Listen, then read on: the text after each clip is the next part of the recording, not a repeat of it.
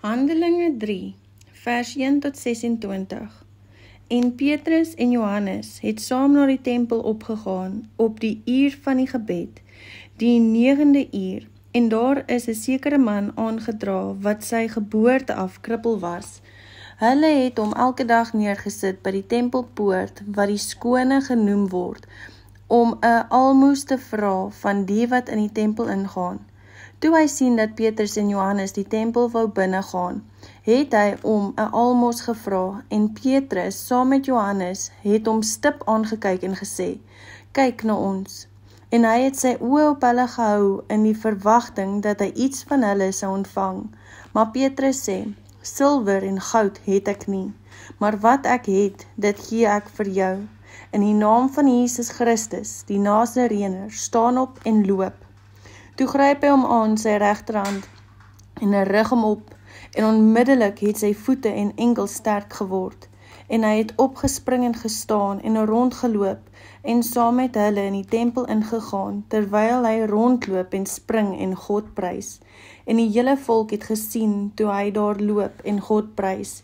En hulle het hom erken dat dit hy was wat by die skone poort van die tempel gesit het om te bedel, en hulle is vervul met verwondering en verbasing oor wat met hom gebeur het. En toe die krippelman wat genees was aan Petrus en Johannes vashou, het die hele volk uitermate verbaas na hulle gehardloop in die pilaargang wat Salomosin genoem word. En toe Petrus dit sien, sê hy vir die volk, "Israeliete, waarom is julle hieroor verwonderd? Of waarom kyk julle ons so aan, asof ons deur ons eie krag of godsvrug bewerk het, dat hy loop? Die God van Abraham en Isak en Jakobus, die God van ons vaders, het sy kind Jesus verheerlik, hom wat julle oorgelewer en voor Pilatus verloon het, toe hy besluit het om hom los te laat. En julle het die heilige en 'n regverdige verloon en gevra dat 'n moordenaar aan julle geskenk sou word. En die leidsman tot die lewe het julle gedood. God het hom uit die dode opgewek, waarvan ons getuie is. En deur die geloof in sy naam, het sy naam hierdie man, wat julle sien en ken, sterk gemaak. En die geloof wat deur hom is, het hom hierdie volkome gesondheid gegee, in die teenwoordigheid van julle almal. En nou, broeders, ek weet dat julle dit in onwetendheid gedoen het, net soos julle owerstes. Maar God het op die manier vervul wat hy tevore verkondig het, deur die mond van al sy profete, dat die Christus sou ly.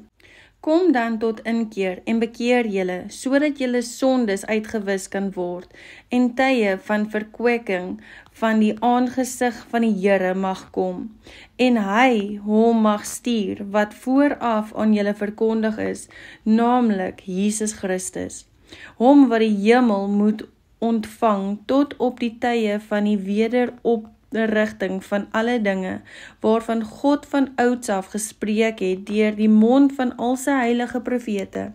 Van Moses het tot die vaders gespreek, die Here julle God sal vir julle 'n profeet verwek uit julle broeders, net soos ek is. Na hom moet julle luister volgens alles wat hy met julle sal spreek. En elke seël wat nie na die profeet luister nie, sal uit die volk uitgeroei word, en ook al die profete van Samuel af, en die wat gevolg het, almal wat gespreek het ook hierdie dae aangekondig. En julle is kinders van die profete, en van die verbond wat God met ons vaders gesluit het, toe hy vir Abraham gesê het, en in jou saad sal al die geslagte van die aarde geseën word. God het, nadat hy sy kind Jesus opgewek het, hom eers vir julle gestuur, om julle te seën deur elkeen van sy booshede te bekeer.